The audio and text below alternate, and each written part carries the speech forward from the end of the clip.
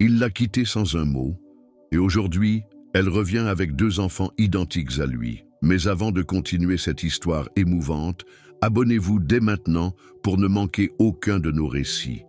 Et dites-nous dans les commentaires, d'où nous regardez-vous aujourd'hui? Le soleil déclinait doucement sur les toits dorés de Paris, projetant une lumière tiède sur les pierres centenaires du jardin du Luxembourg. C'était une de ces fins d'après-midi où tout semblait suspendu, comme si le temps lui-même prenait une pause pour admirer la ville. Les feuilles bruissaient doucement dans les arbres, les enfants riaient autour des bateaux miniatures sur le bassin, et l'air sentait à la fois le marron chaud et l'écho d'un passé oublié. Assis sur un banc discret, un homme feuilletait distraitement un journal qu'il ne lisait pas vraiment.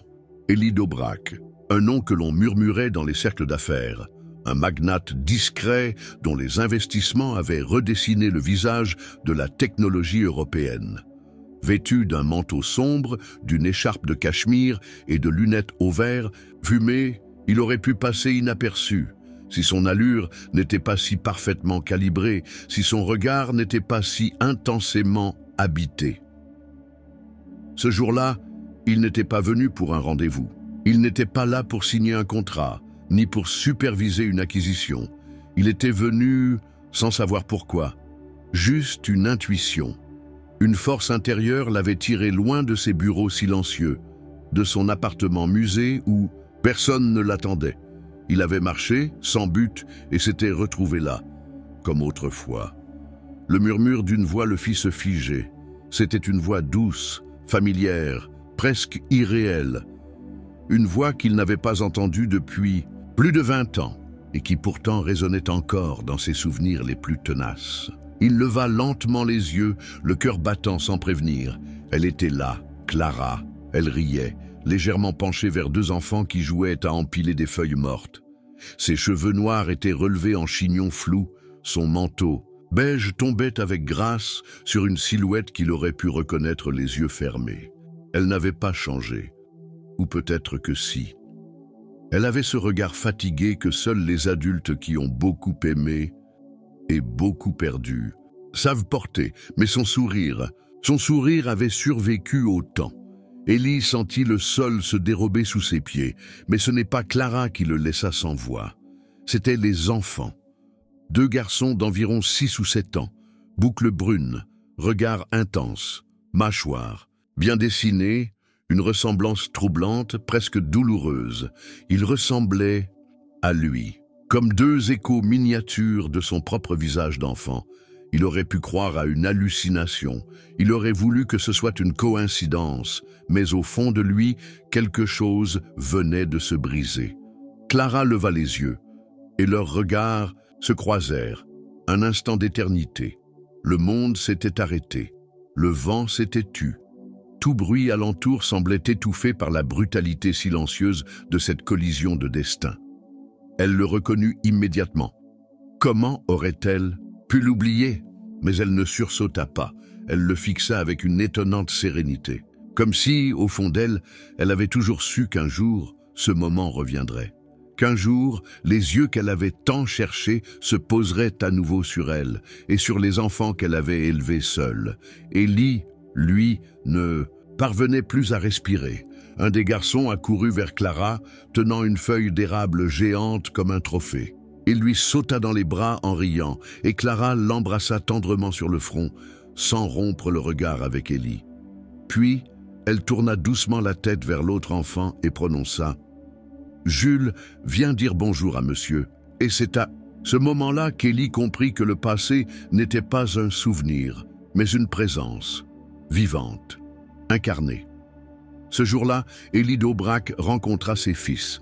Et dans le battement glacé de son cœur, il sut que sa vie, parfaitement contrôlée, hermétiquement fermée, venait d'exploser en silence. Le pire, c'est qu'il n'avait encore rien entendu. Le soir tombait doucement sur la ville.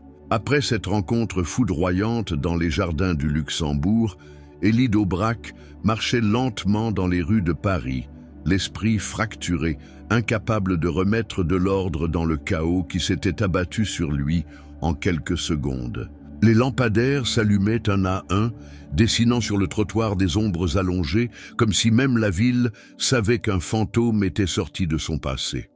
Élie n'était pas un homme que l'on surprenait. Chaque instant de sa vie était prévu, planifié, optimisé. Le PDG de Dobrak Global Holdings était une légende de la maîtrise de soi. On disait qu'il avait traversé 3 crises financières sans perdre un centime, qu'il pouvait faire s'effondrer ou s'envoler une action d'un simple regard. Mais ce soir-là, ses pas étaient ceux d'un homme nu, désarmé, redevenu simple être humain devant l'abîme du doute. Il se revit, 22 ans plus tôt, dans cette même ville, cheveux plus longs, mains tachées de peinture, cœur battant au rythme d'une musique qui n'existe plus aujourd'hui. Il était venu à Paris, avec rien d'autre qu'un carnet de croquis et une valise déchirée.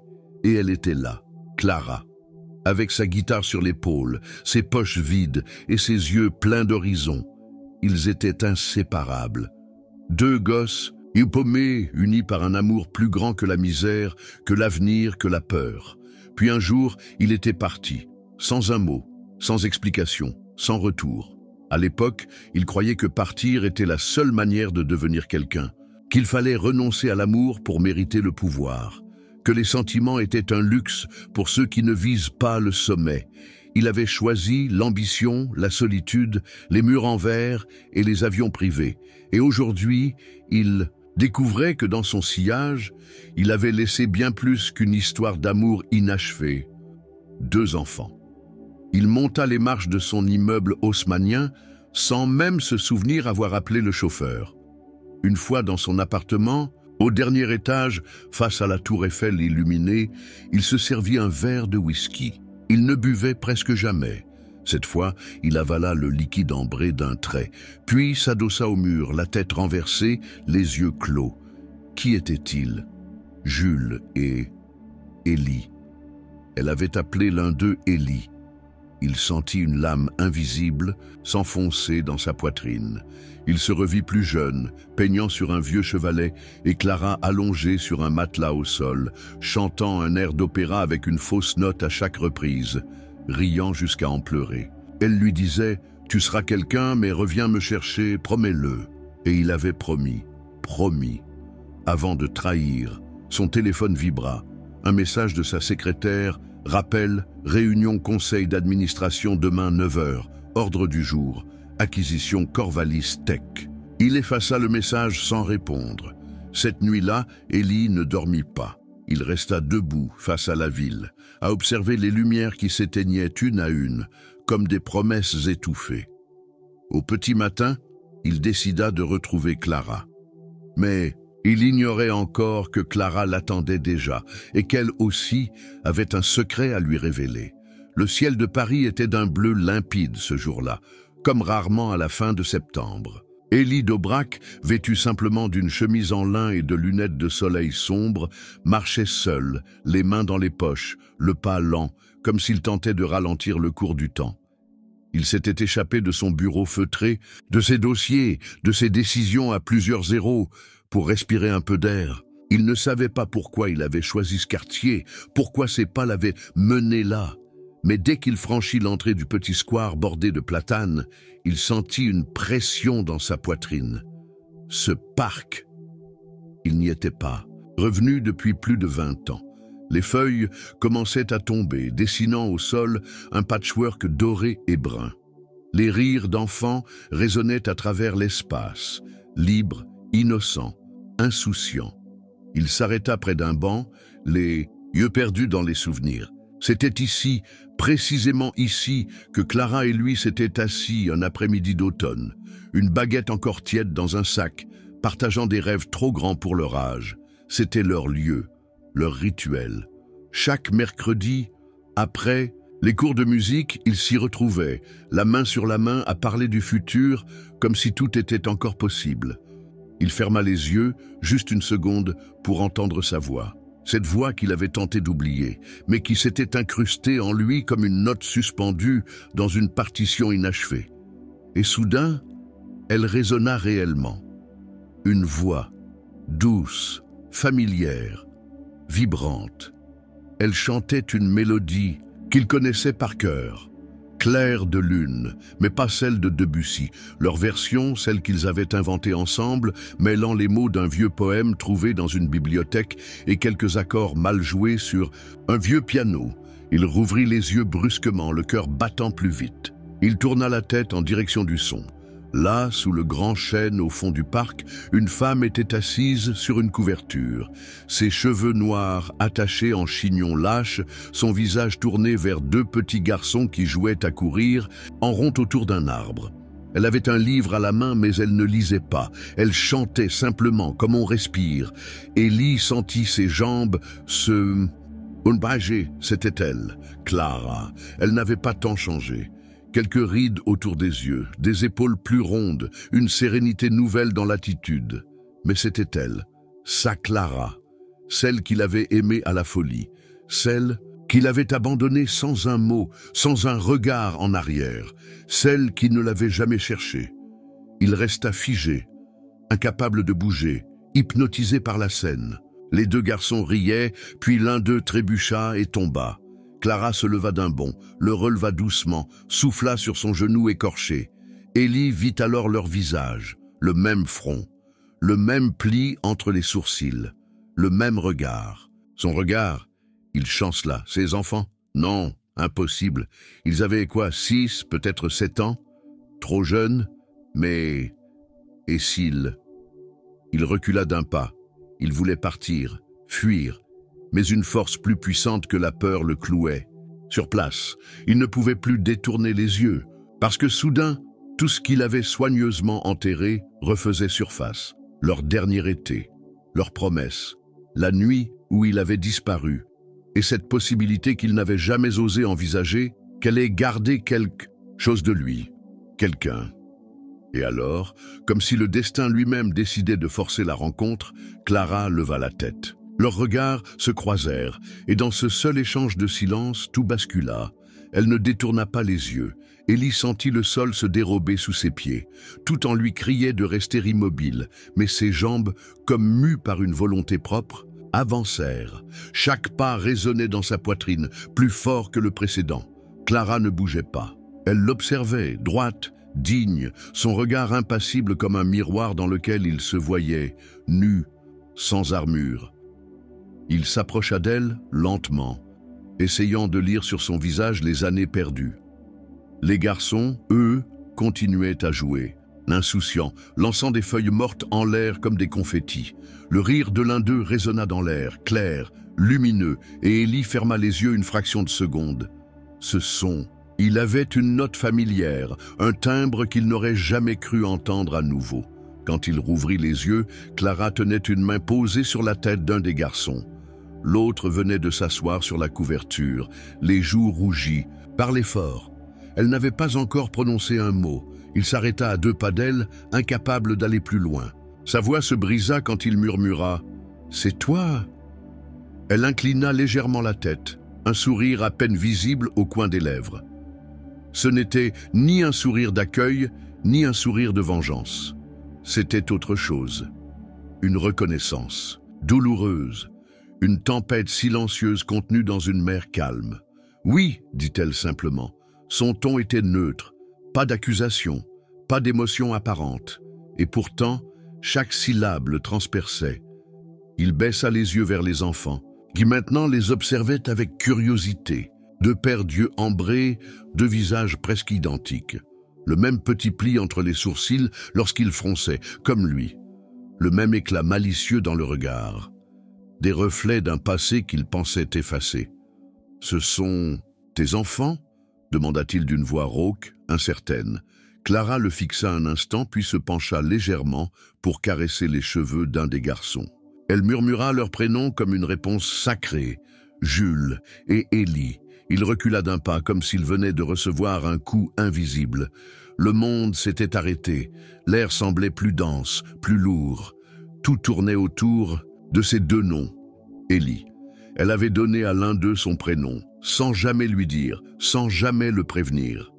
Il sentit une chaleur brûlante monter en lui, mêlée de honte, de confusion et d'un début de panique.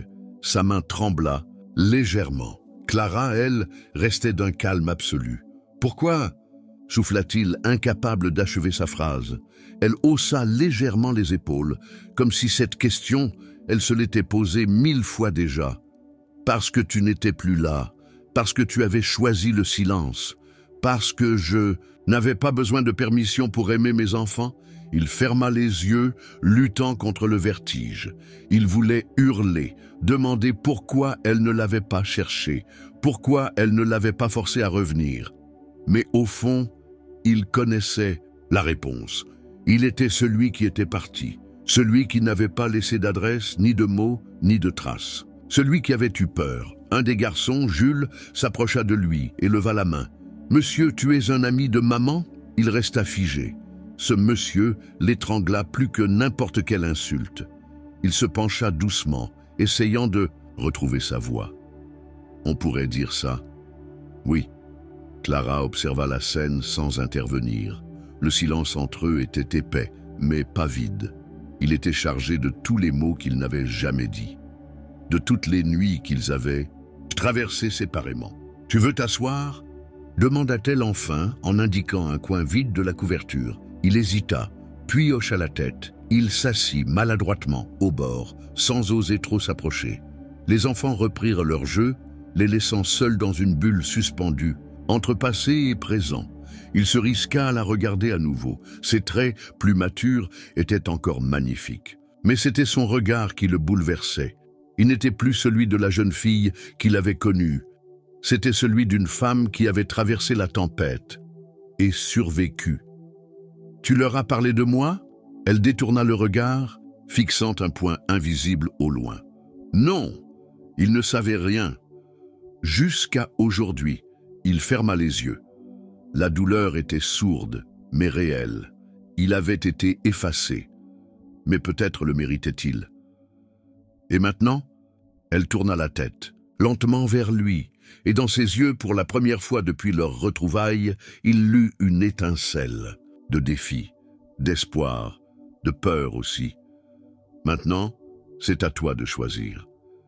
Mais ne crois pas que tu peux entrer dans leur vie sans affronter la tienne. Une brise légère fit frissonner les feuilles mortes autour d'eux. Et au moment où Ellie s'apprêtait à répondre, une voix perça l'air, claire, directe, innocente. « Papa, tu viens jouer avec nous ?» Le monde s'arrêta net. Clara et Ellie se figèrent. Le petit Ellie, sans le savoir, venait peut-être d'ouvrir une porte que personne n'était prêt à franchir. Le serveur déposa les 2 cafés sur la table en silence, comme s'il avait perçu la tension invisible qui enveloppait l'air. Autour d'eux, la terrasse du petit café parisien, pourtant animée quelques minutes plus tôt, semblait s'être figée dans une bulle où le passé et le présent s'entrechoquaient violemment. Ellie ne touchait pas à sa tasse. Son regard était ancré dans celui de Clara, mais ses pensées se perdaient bien au-delà de ses yeux.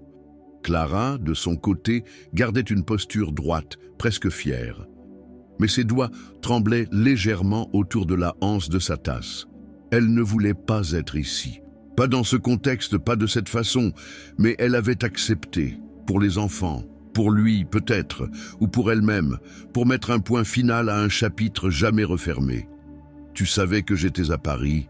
demanda Ellie, la voix basse, presque coupable. Clara secoua la tête lentement, un soupir discret s'échappant de ses lèvres. « Non, et si je l'avais su, je serais parti. » Cette phrase claqua comme un fouet entre eux.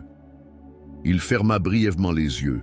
Elle continua, le regard fixe sur une fissure dans la table. « Tu es parti sans un mot, Ellie. Un matin, plus rien. Pas de lettres, pas d'appel. Rien. Tu m'as laissé avec des rêves pleins les bras et un vide dans le ventre. » Il voulut parler, se défendre, mais elle leva la main. « Laisse-moi finir. Tu sais ce que c'est de devoir expliquer à 2 enfants pourquoi leur père n'existe pas. Tu sais ce que c'est de se lever chaque jour en espérant ne pas les voir poser la question. » Ellie blêmit. « Je ne savais même pas qu'ils existaient, murmura-t-il. » Clara sourit, un sourire amer, comme on en offre à quelqu'un qui arrive en retard à une vie entière. « Ce n'est pas une excuse. Tu savais que tu laissais quelque chose derrière toi. Tu le sentais. Mais tu as préféré fuir. » Il baissa la tête, accablé. « J'étais jeune, perdu, je n'avais rien à offrir. Tu avais toi, Élie. C'était suffisant. » Un silence lourd s'installa.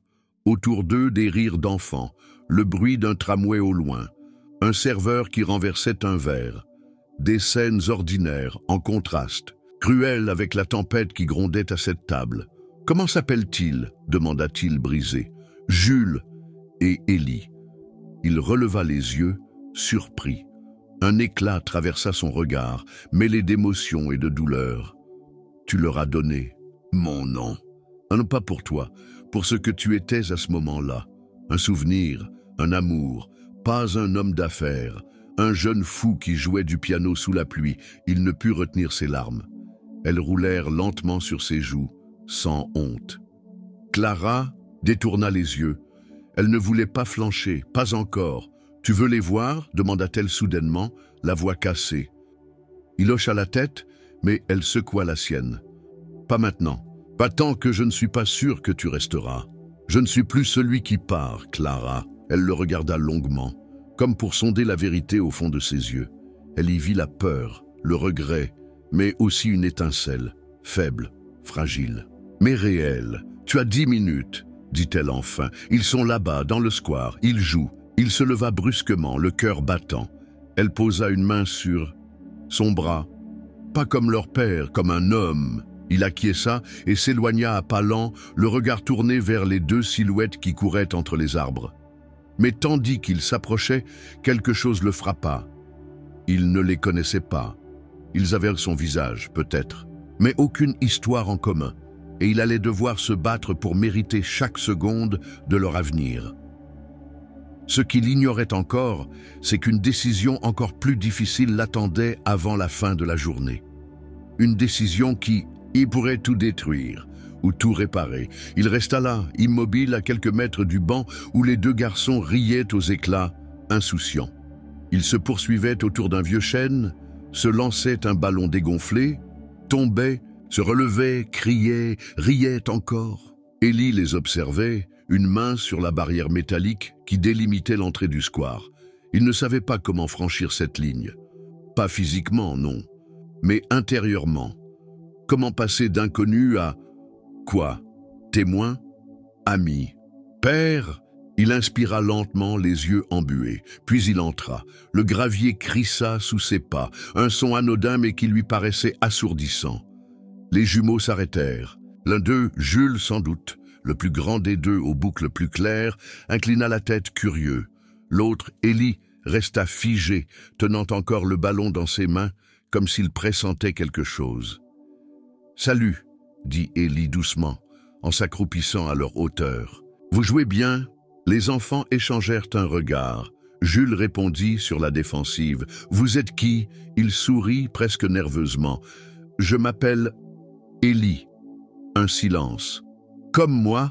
fit l'enfant en plissant les yeux. « Oui, c'est un joli prénom. » L'enfant sourit timidement, mais Jules restait méfiant. « Vous êtes un ami de maman ?» Élie hocha la tête. « On peut dire ça, oui. » Il ne savait pas ce qu'il faisait. Il aurait dû demander à Clara comment elle voulait qu'il entre dans leur vie. Mais il ne pouvait pas s'empêcher de vouloir, là, tout de suite, se rapprocher, ne serait-ce qu'un pas, un geste, une bribe de présence. « Vous aimez le foot ?» demanda-t-il soudain en désignant le ballon. « Oui !» s'écria Jules, « mais Élie est nul. »« Hé !» y protesta son frère en lui donnant un coup d'épaule. « Alors, ça vous dit une petite passe ?» Juste quelques minutes, les garçons hésitèrent, puis acquiescèrent, et pendant 10 courtes minutes, il redevint un enfant. Il courait, riait, se taquinait. Élie, essoufflé mais heureux, sentait quelque chose s'ouvrir en lui, une chaleur ancienne, une lumière, une chose simple, pure, qu'il avait oubliée. Clara les observait de loin, les bras croisés, adossés à un arbre. Elle ne souriait pas encore.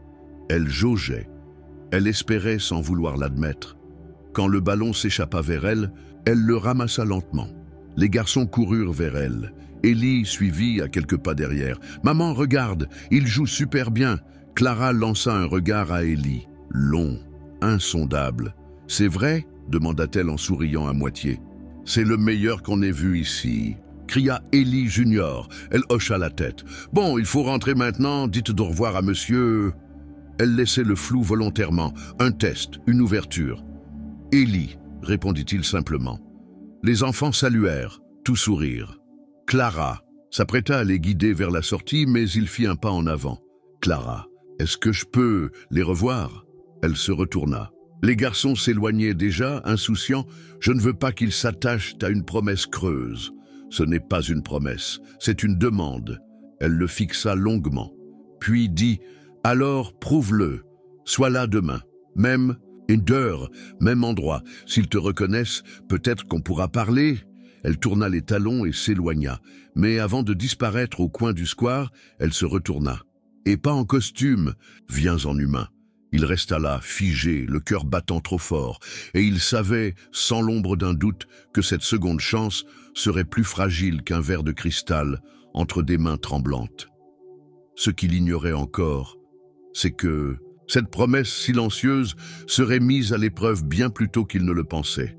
Le lendemain, Ellie se réveilla avant l'aube. Son appartement, habituellement silencieux et ordonné, semblait soudain lui peser, trop grand, trop vide, trop froid. Il n'y avait plus rien de confortable dans ces murs chargés de tableaux hors de prix et de meubles aux lignes parfaites. Il traversa les pièces comme un fantôme, pieds nus, encore vêtu du pantalon qu'il portait la veille. Le miroir du couloir lui renvoya le reflet d'un homme qui avait tout, sauf la paix. Il se dirigea vers son dressing. Il regarda les chemises taillées sur mesure, les vestons italiens, les souliers vernis, et il les repoussa. Il ouvrit une autre armoire, en haut, presque oubliée, celle de ses débuts.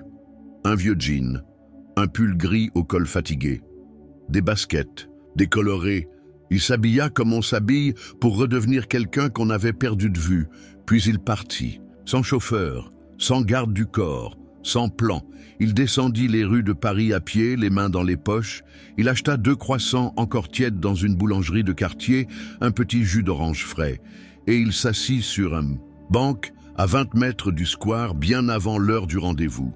À 9h47, Clara arriva. Elle portait un manteau beige, une écharpe nouée autour du cou, un sac en toile usé accroché à l'épaule.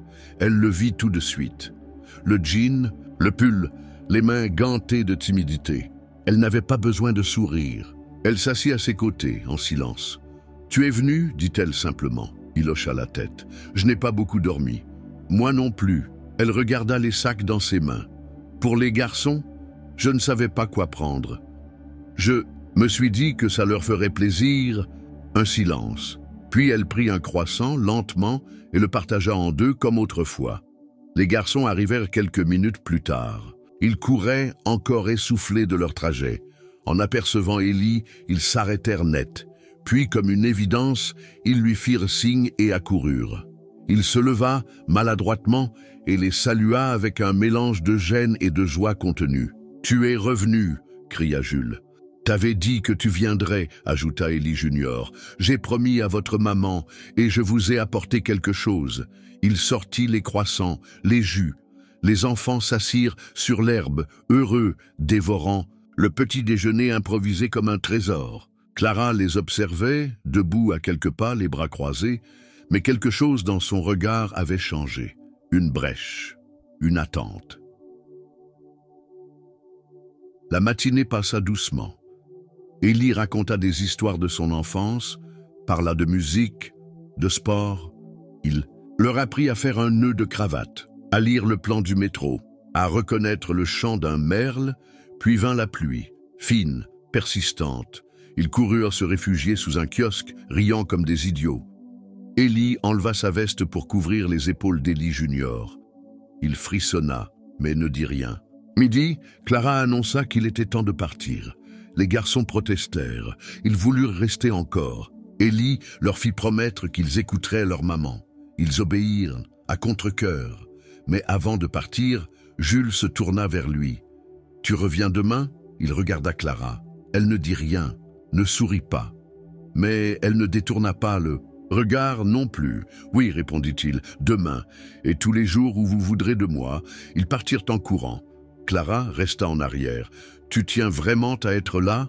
lui demanda-t-elle. Il acquiesça. « Je veux qu'ils sachent que je suis là, même s'ils mettent du temps à me croire. » Elle soupira. « Ils vont s'attacher à toi, tu sais, très vite. Et s'ils le font, tu n'as pas le droit de les blesser. Je le sais. Alors, prouve-le, pas à eux, à moi. » Elle s'éloigna, mais cette fois, elle se retourna. Un regard. Bref, mais chargé de souvenirs et d'un soupçon d'espoir. Élie rentra chez lui ce soir-là, mouillé, tremblant et vivant. Et tandis qu'il s'apprêtait à fermer la porte, son téléphone vibra, un numéro inconnu. Il hésita, puis répondit « Monsieur d'Aubrac, ici l'assistante de Madame Delphine Rouvière. Elle souhaite vous rencontrer d'urgence, demain matin, à propos de vos enfants. » Son cœur se figea. Un nom qu'il n'avait pas entendu depuis des années. Un nom qu'il espérait ne jamais revoir lié à cette histoire. Mais cette femme avait entre ses mains un pouvoir qui pouvait tout faire basculer. Le lendemain matin, Paris se réveilla sous une lumière dorée, comme lavée par la pluie de la veille. Mais dans l'appartement d'Élie, l'atmosphère était lourde, chargée d'une appréhension que même le lever du soleil ne parvenait pas à dissiper. L'appel de la veille résonnait encore dans son esprit comme un glas silencieux. Delphine Rouvière, ce nom, lié à tant de pages sombres de son passé, venait de ressurgir, menaçant l'équilibre fragile qu'il commençait à reconstruire. Il arriva au rendez-vous en avance, comme un élève convoqué chez le proviseur. Le bureau était situé dans un immeuble haussmannien, sobre et imposant, à 2 pas du parc Monceau. Il monta les marches à pied, refusant l'ascenseur, comme pour retarder l'inévitable. La porte s'ouvrit sur une femme à la silhouette droite, les cheveux relevés en un chignon strict, le regard tranchant comme une lame de rasoir. Delphine n'avait pas changé, même posture, même parfum, une élégance glaciale, un presque cruel. « Élie d'Aubrac », murmura-t-elle sans émotion, « voilà une apparition que je n'attendais plus. » « Vous m'avez fait appeler, » répliqua-t-il, en tentant de garder sa voix neutre. Elle lui fit signe de s'asseoir, puis déposa un dossier épais sur la table basse. Il y reconnut des documents officiels, des photos, des extraits d'actes. Il se raidit. « Vous avez des enfants, Élie, 2 garçons. Et ce que vous ignorez, c'est que leur existence est désormais un sujet d'intérêt juridique, répéta-t-il, glacé. L'entreprise d'Aubrac Technologies a une structure de gouvernance très stricte. Les héritiers, même illégitimes, peuvent poser problème. Certains actionnaires s'inquiètent. Il sentit la colère monter. Elle parlait de ses fils comme d'une menace financière, comme s'ils étaient des variables dans un tableau Excel. Ils ne veulent rien de vous, ni votre argent, ni votre empire, juste leur père. Elle haussa les épaules. Ce n'est pas à moi qu'il faut le dire, mais aux avocats et à la presse. Parce que, croyez-moi, si cela s'ébruite, ce ne sera pas une histoire de rédemption, mais de scandale. Il se leva. Alors, gardez vos dossiers. Je ne suis pas venu pour défendre un héritage, je suis venu pour devenir un père. Il claqua là, et portant sortant, sans attendre de réponse. Ce soir-là, il frappa à la porte de Clara. Elle mit du temps à ouvrir. Quand elle apparut enfin, les cheveux encore mouillés, un livre à la main, elle fut surprise de le voir là, les yeux cernés, les poings serrés. « Ils veulent les effacer, dit-il simplement. » Elle fronça les sourcils. « Qui ? Le conseil, ma famille, les actionnaires. Ils veulent étouffer leur existence, les enfermer dans des silences juridiques. » Clara se mordit la lèvre. Elle connaissait ce monde, celui des puissants, celui où l'image valait plus que la vérité. « Et toi, qu'est-ce que tu veux ?» Il la regarda droit dans les yeux. « Je veux qu'ils sachent que leur père se bat pour eux, et je veux t'aimer sans que le passé nous définisse. » Un long silence. « Entre !» Elle le fit asseoir dans le salon. Les garçons dormirent à l'étage. Elle servit 2 verres de vin rouge. Leurs doigts se frôlèrent. Elle ne recula pas. « Tu veux rester dormir ici ce soir ?» demanda-t-elle, la voix tremblante. Il hésita. Pas par doute, par respect, puis acquiesça. Je resterai sur le canapé. Elle sourit doucement. On verra. Les jours suivants prirent une nouvelle forme. Une routine inespérée s'installa. Ellie allait chercher les garçons à l'école. Il apprenait à faire des crêpes, à réparer un jouet cassé, à écouter une histoire sans corriger, à répondre au pourquoi sans impatience. Clara l'observait, parfois sceptique, parfois émue. Il n'était pas parfait, mais il était là, et c'était un miracle en soi. Un soir, alors qu'ils rentrèrent d'un pique-nique au bord de la Seine, les garçons couraient devant eux. Clara et Ellie marchaient lentement côte à côte. « Ils t'adorent », murmura-t-elle. « Je les adore aussi », elle s'arrêta. « Et moi, tu m'adores encore ?» Il se tourna vers elle, et dans ce regard, elle ne vit plus le milliardaire, plus le disparu, juste l'homme, fatigué, transformé, présent. Depuis le premier jour, même quand j'ai tout gâché, elle posa une main sur son visage. « Alors ne gâche plus rien !» Ils s'embrassèrent tendrement, lentement, comme si le temps s'était enfin arrêté pour eux. Mais à quelques rues de là, une silhouette descendait d'une voiture noire. Delphine Rouvière. Elle observait de loin, une expression dure sur le visage. Dans ses mains, une enveloppe, et à l'intérieur, une révélation capable de briser tout ce qu'ils avaient commencé à reconstruire. La nuit était tombée sur Paris, enveloppant les toits d'un voile bleu-gris. L'appartement de Clara, d'ordinaire calme, semblait vibrer d'une énergie nouvelle. Ellie, assis à la table de la cuisine, aidait Jules à finir un devoir de mathématiques pendant Kelly Junior dessinait un vaisseau spatial avec des feutres étalés partout. Clara, les bras croisés contre le chambranle de la porte, les observait avec tendresse, presque incrédule devant la scène qui se déroulait devant elle. Elle avait espéré ces moments, elle les avait rêvés, mais elle avait aussi appris à se méfier des rêves. Un coup à la porte la fit sursauter, 3 coups secs, fermes. Instinctivement, elle se redressa, jeta un regard à Ellie qui lui aussi se leva. Son visage s'était figé. Clara ouvrit. Delphine Rouvière se tenait, la droite comme une épée, ses cheveux impeccablement lissés, un manteau de laine sombre sur les épaules. Elle n'attendit pas d'invitation pour parler. « Bonsoir, je suis venue remettre ceci en main propre. » Elle tendit une enveloppe blanche, scellée d'un cachet juridique. Clara la prit, interdite, tandis qu'Ellie s'approchait à grands pas. « Delphine, qu'est-ce que tu fais? C'est ma famille ici. Tu n'as pas le droit... » « Je ne suis pas là pour discuter de droits moraux, Ellie, » coupa-t-elle sèchement. « Je suis là pour te rappeler tes obligations légales. » Clara ouvrit l'enveloppe. À l'intérieur, un document officiel, une assignation, une mise en demeure. L'entreprise d'Aubrac exigeait une évaluation génétique des enfants pour protéger l'intégrité des parts de succession et éviter toute tentative de reconnaissance frauduleuse. Ellie arrache le document des mains de Clara, les yeux remplis d'une colère qu'il contenait à peine. « Tu veux les humilier? Tu veux les réduire à un échantillon de salive? Ce sont mes fils. » « Prouve-le, » répondit Delphine froidement, « ou quitte la table. Le Conseil ne tolérera pas une reconnaissance fondée sur des émotions. Tu es un homme d'affaires, Ellie. Sois-le jusqu'au bout. » Clara, pâle, recula. Ses mains tremblaient. « Tu savais que ça allait arriver ?» demanda-t-elle à Ellie, la voix coupée par l'angoisse. « Non, je te jure que non. » Mais elle voyait dans ses yeux une panique mêlée de résignation. Il ne s'attendait pas à ce que Delphine aille aussi loin, mais il n'était pas surpris non plus.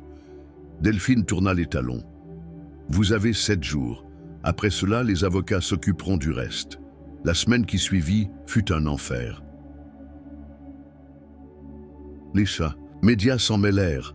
Une photo floue d'Ellie et Clara sortant de l'école de Jules fut publiée sur un blog People, puis relayée par les tabloïds. « Le secret du milliardaire, des enfants cachés » titrait l'un. « L'héritage en jeu » demandait un autre. Clara perdit son emploi à la bibliothèque sous prétexte de pression médiatique. Des paparazzis attendaient devant son immeuble. Jules et Ellie commencèrent à poser des questions. Trop de questions. « Pourquoi ils nous prennent en photo, maman ? On a fait quelque chose de mal ?» Elle ne trouvait plus les mots pour les rassurer. Pendant ce temps, Ellie tentait tout pour contenir la tempête. Il engagea un avocat indépendant, donna une interview contrôlée pour démentir les rumeurs les plus cruelles, refusa la demande de test ADN en bloc, malgré les menaces du Conseil. Mais l'entreprise vacillait. Ses parts furent gelées temporairement. Des actionnaires quittèrent le navire, et parmi eux un proche, son ancien mentor, celui qui l'avait soutenu dans ses débuts. Une nuit, Clara éclata. « Je ne voulais pas de tout ça. Je voulais que mes enfants aient un père, pas qu'ils deviennent des trophées dans une guerre d'actionnaires. Ce n'est pas ce que je voulais non plus, Clara. Mais maintenant que je suis là, je refuse de les abandonner à nouveau. » Elle le regarda, les yeux rougis, la voix brisée. « Alors trouve une solution, parce que je ne pourrai pas les protéger seul encore une fois. » Quelques jours plus tard, Élie prit une décision. Une qui lui coûterait tout ce qu'il avait construit. Il convoqua une conférence de presse. Devant les caméras, il lut une lettre qu'il avait écrite à ses fils. Une lettre simple, humaine, un homme, pas un PDG. Il finit par ces mots. « Je suis prêt à tout perdre, tout, sauf eux. Si le prix de la vérité, c'est mon empire, alors qu'il s'effondre. Mais qu'ils sachent que je suis là et que je resterai. » Le silence dans la salle fut total. Puis un tonnerre d'applaudissements. Pas du public, pas des journalistes, mais de Clara, debout à l'entrée, les larmes aux yeux. Et pourtant, à ce moment même, dans un autre quartier de Paris, un document était signé, un testament secret, une clause ancienne, une bombe à retardement, activée par un nom oublié, le père d'Élie, et cette clause allait tout remettre en question. Le jour se levait à peine sur Paris, dessinant des traits d'or pâle sur les immeubles haussmanniens, encore engourdis par la nuit. Le silence de l'aube fut brisé par une sonnerie stridente. Clara, les cheveux en bataille, se leva précipitamment pour éteindre le téléphone. La voix à l'autre bout était sèche, professionnelle.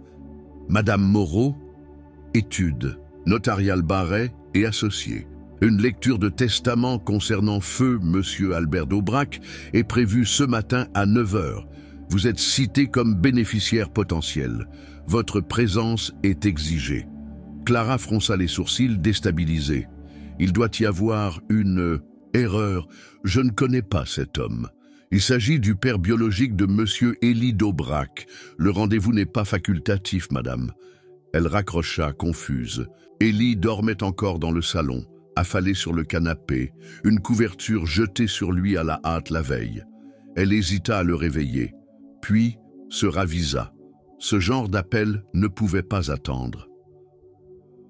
2 heures plus tard, il franchissait la porte d'un cabinet feutré situé dans un immeuble discret du 7e arrondissement. L'odeur du cuir ancien et du papier jauni flottait dans l'air. Un homme en costume sombre, aux lunettes épaisses, les salua avec gravité. « Me Barès. Merci d'être venus. » Ils furent installés dans une salle rectangulaire, sans fenêtre, aux murs couverts de dossiers. À la table, 2 autres personnes étaient déjà assises. L'une, une femme au tailleur rigide, l'autre, un homme âgé au regard dur, que Clara ne connaissait pas. Élie, en revanche, pâlit aussitôt. « C'est mon oncle, souffla-t-il. » Le notaire ouvrit un dossier. Le testament de M. Albert d'Aubrac, rédigé en 2005, modifié en 2019, contient une clause particulière concernant la succession en cas de descendance non reconnue par voie officielle. Il marqua une pause, laissant l'information s'installer. En d'autres termes, Monsieur Élie d'Aubrac, si vous avez des enfants nés hors mariage, non reconnus légalement mais prouvés comme vôtres par un lien biologique ou une déclaration officielle, ils sont prioritaires sur les membres collatéraux dans la succession des biens familiaux, y compris les actions de la holding d'Aubrac Capital. Un frisson parcourut l'échine de Clara. Elle comprenait ce que cela impliquait. Pas seulement sur le plan légal, mais aussi sur le plan humain. Si les jumeaux étaient reconnus comme enfants d'Élie, ils hériteraient d'une partie de ce que son grand-père voulait empêcher aux autres. Le notaire poursuivit. Toutefois, cette clause a été mise sous condition. L'exécution ne serait possible que si le père biologique en faisait la demande écrite de son vivant. Élie fronça les sourcils. Mais il ne l'a jamais fait, justement, jusqu'à la semaine dernière. L'oncle tapa du poing sur la table. « C'est absurde. Albert est mort il y a 6 mois. Mais pourtant, poursuivit Mebarès, nous avons reçu une enveloppe scellée, datée de 2 semaines avant son décès, enregistrée devant huissier. Elle contient une lettre manuscrite. » Il sortit le document. Clara sentit son cœur battre, si fort qu'il couvrait presque la voix du notaire. « À mes petits-fils, que je n'ai jamais connus mais dont j'ai vu les photos envoyées anonymement. Si Élie trouve le courage de revenir vers eux, je veux qu'ils aient ce qui me reste de bon. Ma fortune m'a isolé, pas mes fautes. » Il signait Albert d'Aubrac. Élie resta figé. Les mots semblaient suspendus dans l'air, lourds, vibrants. Il n'avait jamais été proche de son père. Pire encore, il l'avait fui. Pourtant, cette lettre, c'était une main tendue depuis l'au-delà. Une tentative de réparation, tardive mais réelle. Mais c'est alors que la femme au tailleur se leva. « Mebarès, je vous rappelle que selon l'article 721 du Code civil, une clause de ce genre, sans acte notarié complémentaire et sans preuve génétique ou légale de filiation, n'a pas de portée exécutoire sans reconnaissance préalable. » « C'est vrai, » admit le notaire, « sauf si le père biologique fait une déclaration volontaire devant notaire, comme celle que M. Élie d'Aubrac a faite ce matin à 8h13. » Clara se tourna brusquement vers lui. Il évita son regard. « Tu l'as fait sans m'en parler ?» Il haussa les épaules, presque honteux. « Je ne voulais pas que tu me dises... » « Non, je ne pouvais pas reculer, Clara.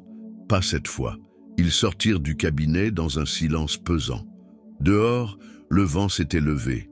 Il charriait des feuilles mortes, comme des souvenirs en désordre. « Tu as changé, » murmura-t-elle enfin. « Je ne veux pas juste être leur père. Je veux être celui qui les protège, même contre ma propre famille. » Elle hocha lentement la tête, mais au fond d'elle, une angoisse naissait, car ce choix avait une conséquence inattendue. Les jumeaux étaient maintenant au centre d'un héritage colossal, convoité, surveillé, vulnérable, et l'oncle d'Élie n'était pas homme à abandonner si facilement ce qu'il considérait comme sien. Ce que ni Élie ni Clara ne savaient encore, c'est que le danger n'était plus seulement médiatique ou juridique, il était désormais physique, et il avait déjà commencé à rôder autour de l'école des enfants. Le ciel de Paris s'était obscurci, comme si le temps lui-même sentait le poids des décisions prises dans le silence des études notariales. Depuis ce matin, un vertige constant étreignait Clara. Tout allait trop vite. Les regards se posaient déjà sur elle dans la rue. Des messages anonymes arrivaient sur son téléphone. Des journalistes attendaient devant l'école. Et elle sentait que quelque chose d'invisible, mais terriblement réel, rôdait autour de leur vie. Assise sur le canapé du petit salon, les bras entourant ses genoux, elle observait les jumeaux à travers la fenêtre. Ils jouaient dans la cour, insouciants, le visage illuminé par le soleil de l'après-midi, le même visage qu'Élie. Parfois, elle en oubliait qu'ils avaient grandi sans lui. Ils s'étaient construits sur son absence. Et maintenant, ils devaient réapprendre à vivre avec sa présence. La porte s'ouvrit derrière elle. Élie entra, le visage fermé. « Ils sont là, » dit-il. « Qui ?»« Des hommes. 2, peut-être 3, devant l'immeuble. Je les ai vus, et à la sortie du cabinet ce matin. Ils nous suivent. » Clara se leva d'un bond, le cœur battant. « Tu crois que c'est ton oncle ?»« Je n'ai aucun doute. Il a tout perdu avec cette reconnaissance. Il ne va pas rester les bras croisés. On doit appeler la police. Tu crois qu'ils feront quoi ? Rien n'a été fait. Aucune menace concrète. Juste des hommes en costume qui surveillent. Je les connais, Clara. Il va trouver une faille. » Elle se laissa tomber sur le fauteuil, terrassée par la peur. Ses mains tremblaient. « J'ai mis mes enfants en danger. » « Non, c'est moi qui les ai mis en danger. » Il se pencha vers elle, la voix serrée. « Je voulais bien faire, leur offrir une vie meilleure, les protéger, mais j'ai oublié que... Et pour eux, la seule chose qui comptait, c'était que tu sois là. Et maintenant, on a des ennemis invisibles. » Un silence lourd s'abattit entre eux. Le soir même, les choses empirèrent. Un appel du directeur de l'école interrompit le repas. Quelqu'un avait tenté de récupérer les jumeaux à la sortie, un homme qui s'était fait passer pour un oncle. Heureusement, la vigilance du personnel avait permis d'éviter un enlèvement. Mais l'alerte était lancée. Clara raccrocha, la gorge nouée, et tomba à genoux. Les enfants accoururent, inquiets. Ellie prit le combiné, les doigts tremblants. « On doit partir » dit-il d'une voix blanche. Clara releva les yeux. « Où veux-tu qu'on aille? On est en France. On est censé être en sécurité. J'ai encore une maison à Annecy. Personne ne sait que je l'ai gardée. On y sera loin des regards. On ne peut pas tout fuir, Ellie. Pas encore. » Mais la peur prit le dessus. Dans les heures qui suivirent, les valises furent faites à la hâte. Les enfants couchaient tôt, sans explication. Une voiture discrète, conduite par un ancien ami d'Ellie, les attendait dans une ruelle voisine. La route fut longue, silencieuse. Les montagnes apparaissaient à l'horizon comme un refuge. Mais dans la voiture, l'atmosphère était électrique. Les enfants dormaient à l'arrière, leurs visages paisibles contrastant avec l'angoisse des adultes. « Est-ce que tu regrettes ?» demanda Clara, la voix brisée. Il mit longtemps à répondre. « Non, mais j'ai peur. Peur de ne pas être à la hauteur. Peur de t'avoir perdu à jamais en pensant pouvoir te reconquérir. » Elle détourna le regard. « Il y a des années de silence entre nous. Et aujourd'hui, on est là à fuir, comme deux étrangers liés par des enfants qui ne te connaissent pas. » Il passa une main sur son visage, épuisé. « Je ne veux pas juste réparer, je veux construire. Et s'ils ne veulent pas de toi, s'ils ne te pardonnent jamais, alors je resterai quand même, je serai là, parce qu'ils ont le droit de refuser, mais pas de revivre l'abandon. » Clara sentit ses larmes monter, un mélange d'épuisement, de colère, de tendresse. Elle posa la tête contre la vitre et murmura « Et moi, Ellie ? Tu resteras même si c'est moi qui ne te pardonne pas ?» Le silence de sa réponse fut plus déchirant que n'importe quelle parole. Ils arrivèrent dans la maison d'Annecy au petit matin. Un chalet discret, isolé, avec vue sur le lac. Une maison de souvenirs d'enfance pour Ellie. Une cabane oubliée. Peut-être leur dernier bastion. Mais à peine avait-il fermé la porte que le téléphone de Clara vibra. Un message anonyme. « Vous pouvez fuir, mais vous ne protégerez jamais ce qui vous appartient à moitié. » Elle sentit son sang se glacer, et dans l'instant qui suivit, un bruit sec retentit à l'extérieur, comme le claquement d'une portière qu'on referme, ou celui d'une menace qui se rapproche. La maison semblait soudain trop grande, trop vide malgré les respirations lentes des jumeaux endormis à l'étage. Clara était seule dans la cuisine, les mains serrées autour d'une tasse de thé froid qu'elle n'avait même pas goûté. L'horloge accrochée au mur battait une mesure lente, presque douloureuse. Chaque tic-tac résonnait comme une menace, un compte à rebours vers quelque chose d'inévitable. Ellie était sortie, après avoir reçu un appel étrange de son avocat.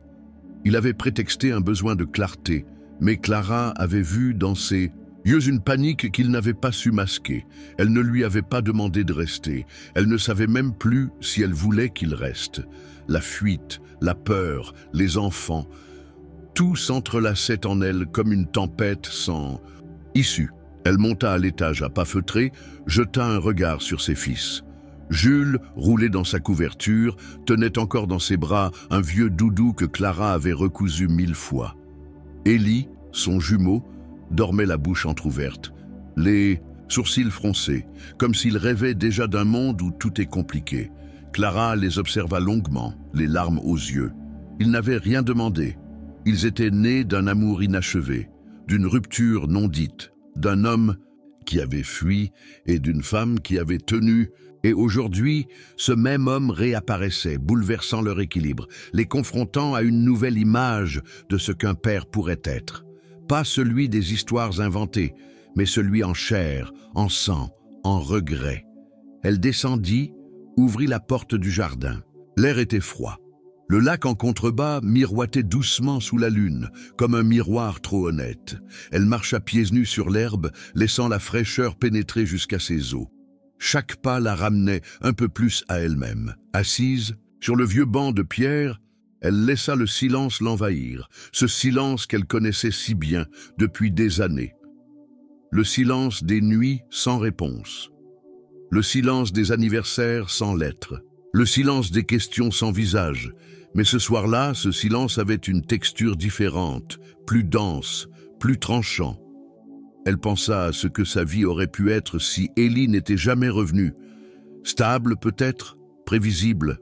Elle aurait élevé ses fils dans une routine douce, seule mais forte. Mais maintenant, rien n'était stable. Il y avait des ennemis à leur porte, des souvenirs réveillés et des vérités suspendues entre ce qui aurait pu être et ce qui était encore possible. Un bruit derrière elle la fit sursauter. Elle se retourna brusquement, mais ce n'était qu'un renard qui traversait le jardin d'un pas léger. Elle ferma les yeux et inspira profondément. Puis, sans prévenir, les larmes vinrent. Des larmes silencieuses, sans sanglots. Des larmes anciennes, celles qu'elle n'avait jamais versées, ni à l'accouchement, ni aux premières maladies, ni aux peurs de ses fils quand ils demandaient « Pourquoi on n'a pas de papa, maman ?» Et dans cette nuit claire, elle se permit enfin de ne pas être forte. Elle se permit d'être une femme blessée, une femme fatiguée, une femme encore amoureuse, peut-être. Au loin, elle entendit enfin le bruit d'un moteur. Ellie revenait.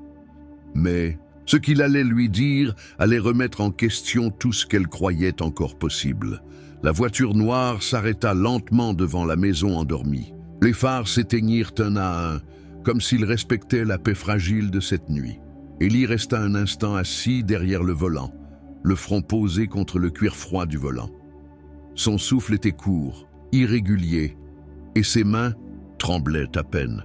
Il savait que ce qu'il avait découvert changeait tout, et qu'il n'avait plus le droit de fuir.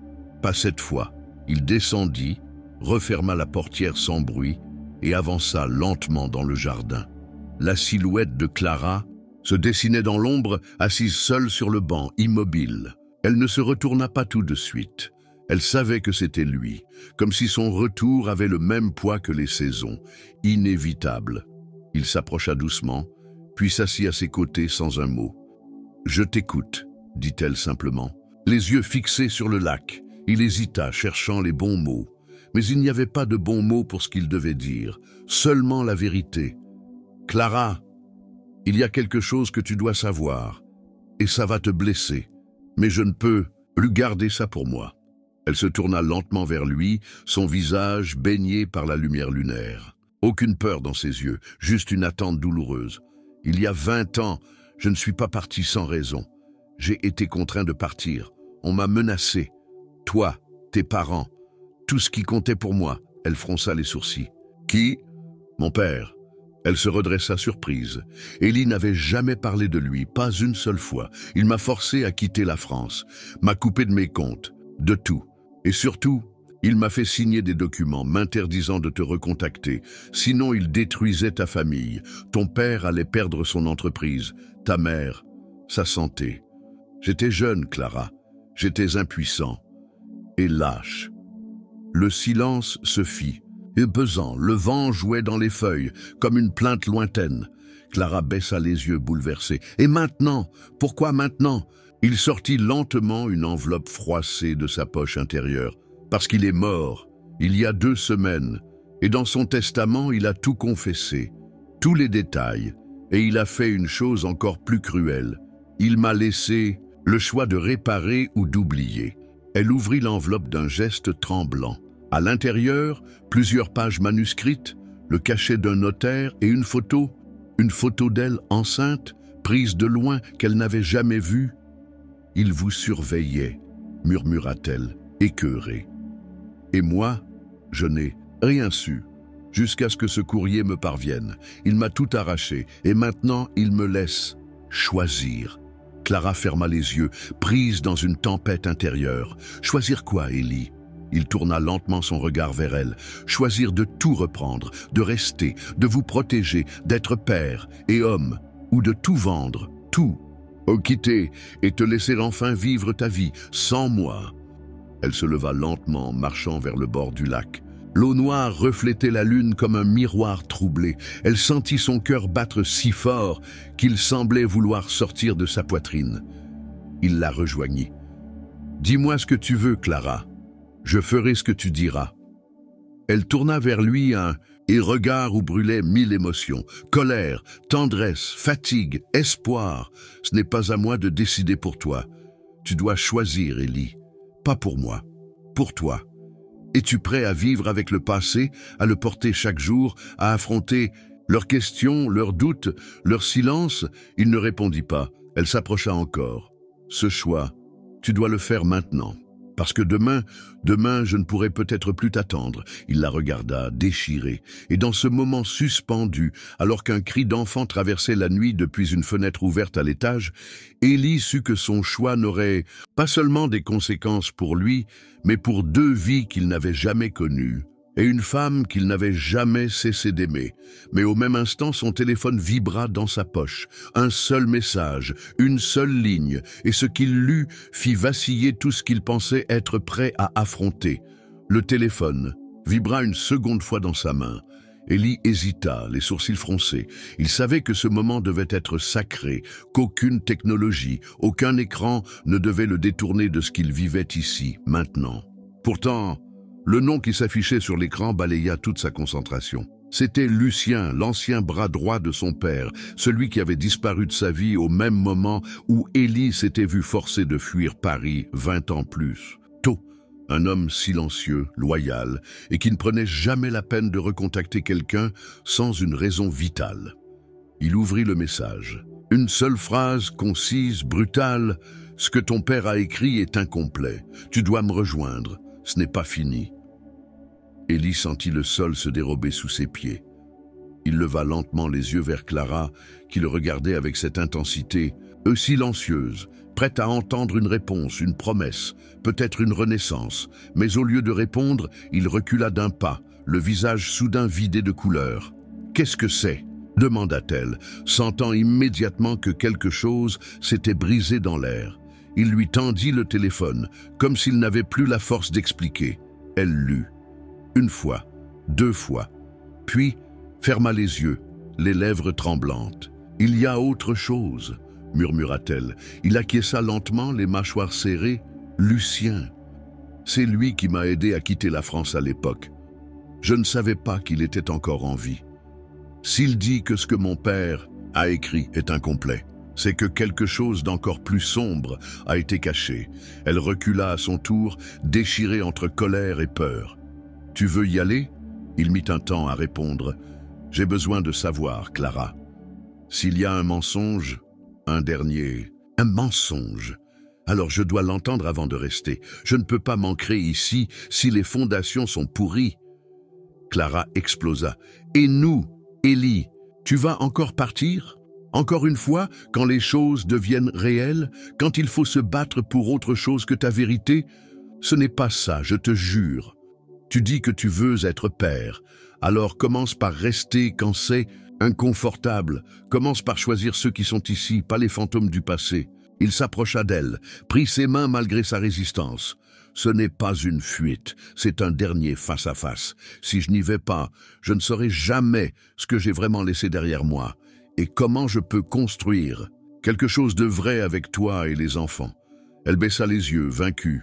Elle comprenait. Et c'est ce qui la brisait davantage. « Combien de temps ?» demanda-t-elle dans un souffle. « 1 jour, je promets. » Elle lui tourna le dos, les larmes mouettes. Il la contourna, hésita à l'embrasser, puis se ravisa. Elle n'avait pas besoin d'un baiser, elle avait besoin d'un homme qui revienne. Le lendemain matin, Élie se retrouva dans une vieille maison abandonnée à la lisière de Montmorency. Le portail grinça comme s'il hurlait depuis 20 ans. Lucien l'attendait sous la véranda, le visage ridé, amaigri, mais ses yeux brillaient d'une intensité intacte. « Merci d'être venu. Dis-moi ce que je ne sais pas, Lucien. » L'homme le regarda longuement. « Ton père n'a pas seulement voulu t'éloigner de Clara, il a menti sur la maternité des enfants. » Le cœur d'Élie s'arrêta. « Qu'est-ce que tu racontes ?» Lucien sortit une enveloppe, plus vieille que celle reçue par Élie. À l'intérieur, des tests ADN, des rapports, des lettres et une photo, une femme inconnue, enceinte. Cette femme s'appelait Sophie.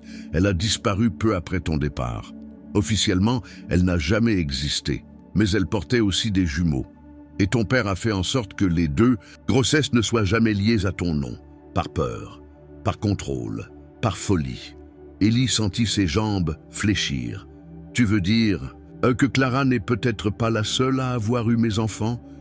Tu dois chercher la vérité, Élie, mais elle pourrait tout détruire, même ce que tu viens à peine de retrouver. La pluie tomba brutalement sur le toit de la maison. Élie serra les documents contre lui. Son monde s'effondrait. Il avait cru toucher enfin la paix. Mais le passé s'acharnait à rouvrir des portes qu'il ne voulait plus franchir.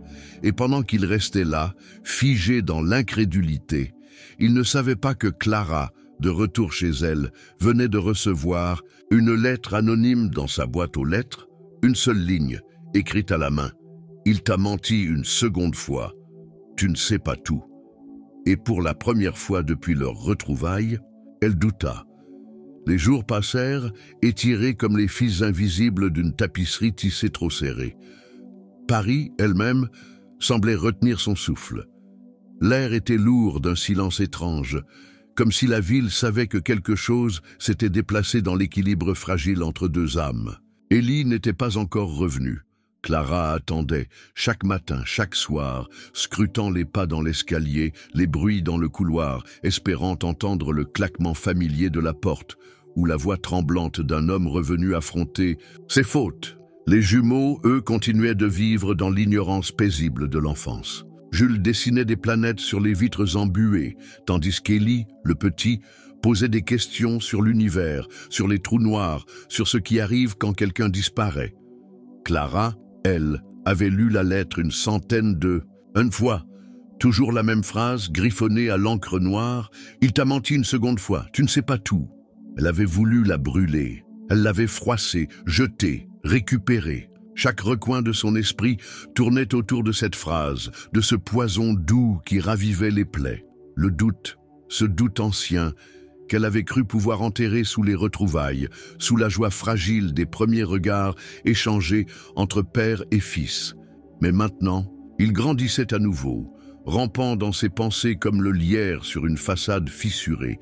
Puis, un soir, alors que la lumière tombait doucement derrière les immeubles haussmanniens, la sonnette retentit.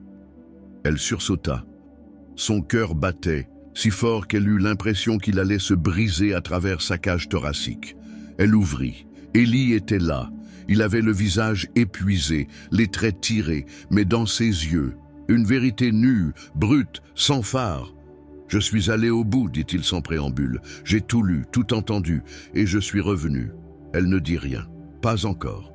Elle voulait qu'il parle, jusqu'au bout, jusqu'à l'os. « Ton père m'a menti, et moi aussi je t'ai menti. Par omission, par peur.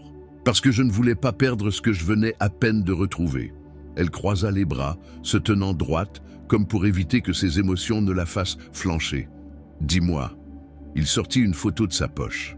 Une femme. Un regard doux. Une maternité évidente. Elle s'appelait Sophie. J'ai découvert qu'elle était enceinte de moi peu avant notre rupture. Mon père a tout fait pour qu'elle disparaisse. Il ne voulait pas que je sois distrait, ni par toi, ni par une autre. Il a utilisé sa fortune pour effacer toute trace. Elle a été internée, puis relâchée, et elle a disparu. Je ne sais pas si elle a accouché. Je ne sais pas si j'ai un troisième enfant quelque part. Le silence fut glacial. Et tu voulais me protéger de ça? Non. Je voulais me protéger de moi-même. J'ai cru que je pouvais faire comme si le passé n'existait pas. Mais on ne peut pas construire quoi que ce soit sur un mensonge. Et maintenant, il s'approcha lentement. Il tomba à genoux. Là, sur le parquet de leur salon, au milieu des dessins d'enfants, des miettes de biscuits et des livres à moitié lus.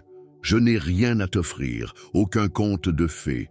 Seulement la promesse d'un homme qui veut rester, qui veut apprendre, qui veut mériter ce nom qu'il porte, qui veut mériter le droit de t'aimer, cette fois sans fuir. Clara s'accroupit face à lui.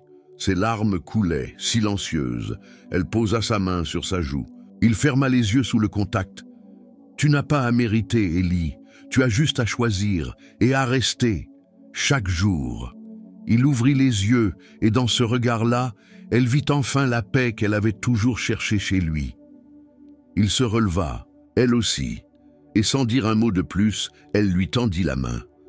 Des années plus tard, un vieil homme assis sur un banc du jardin du Luxembourg observait 3 jeunes adultes jouer à la guitare, 2 garçons, une fille.